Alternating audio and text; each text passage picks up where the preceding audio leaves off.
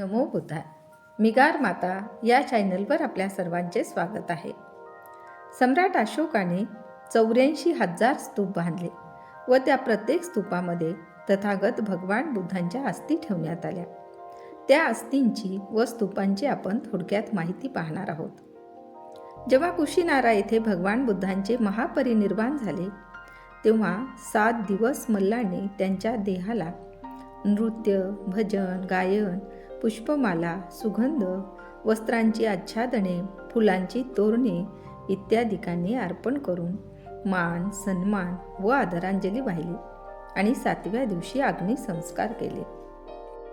त्यानंतर कुशीनाराच्या मल्लाने रक्षा व अस्थी गोळा केल्या व सभागारात त्या ठेवून भाले व धनुष्यांचा त्यांच्या भोवती कोट केला. कोणी त्या सर्व किंवा त्यांचा अंश चोरून नेऊ नये म्हणून तिथे पहारा बसवला. सप्ताहापर्यंत नृत्य, गायन, वादन, पुष्पमाला व सुगंध इत्यादी उपचाराने मल्लांनी त्या रक्षा अस्थींना मान सन्मान व आदरांजली अर्पण केली. मगध देशाचा राजा अजातशत्रू याला हे कळले की तथागतांचे कुशीनारा येथे परिनिर्वाण झाले.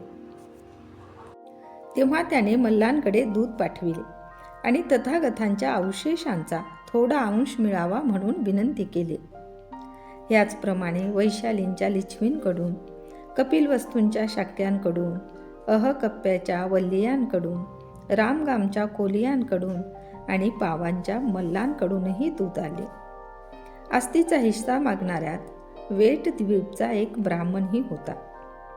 एवढ्या मागण्या आलेल्या पाहून कुशीनाराचे मल्ल म्हणाले, तथागतांचे परिनिर्वाण आमच्या गावात झाले. तथागतांच्या अवशेषांचा अंशही आम्ही कुणाला देणार नाही. त्यांच्यावर फक्त आमचाच हक्क आहे. ह्यामुळे त्यांच्यात वाद होऊ लागला.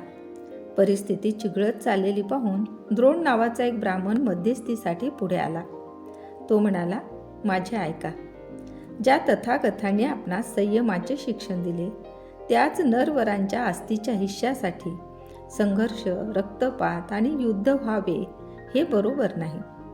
आपण सर्वांनी एकमताने, मित्रत्वाने व दिलजमाईने अस्थीचे सारखे 8 हिस्से करण्याचे ठरवावे आणि प्रत्येक राज्यात त्यावर स्तूप उभारावेत की जेणेकरून त्या ठिकाणी त्यांची पूजा जनतेला करता येईल.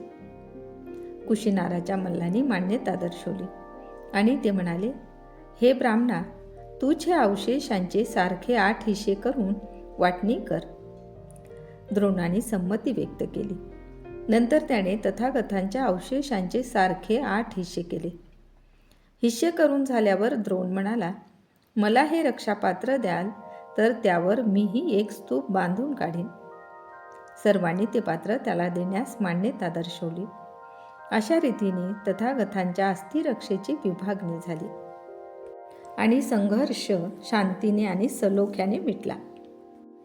सम्राट अशोकाने कलिंगाच्या युद्धानंतर बौद्ध धर्माचा स्वीकार केला. या युद्धात हजारो लोक मारले गेले, अनेकांना कैद करण्यात आले.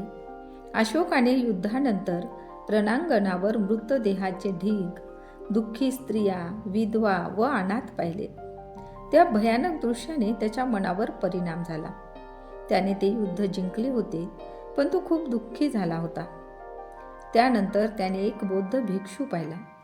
त्या भिक्षूला त्याने आपल्या घरी आणले.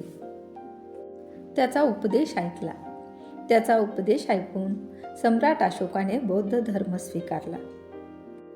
भगवान बुद्धांच्या महापरिनिर्वाणानंतर त्यांच्या अस्थीचे 8 भाग करण्यात आले होते व त्यावर स्तूप बांधण्यात आले होते. त्या स्तूपाचे त्याने उत्खनन केले. त्या सगळ्या अस्थी गोळा केल्या व त्यानंतर त्याने 84,000 स्तूप बांधले व त्या स्तूपामध्ये भगवान बुद्धांच्या अस्थी ठेवल्या गेल्या. तर कशी वाटली ही माहिती? ही माहिती आवडली असल्यास आमच्या चॅनलला लाईक, शेअर व सबस्क्राईब करायला विसरू नका. धन्यवाद.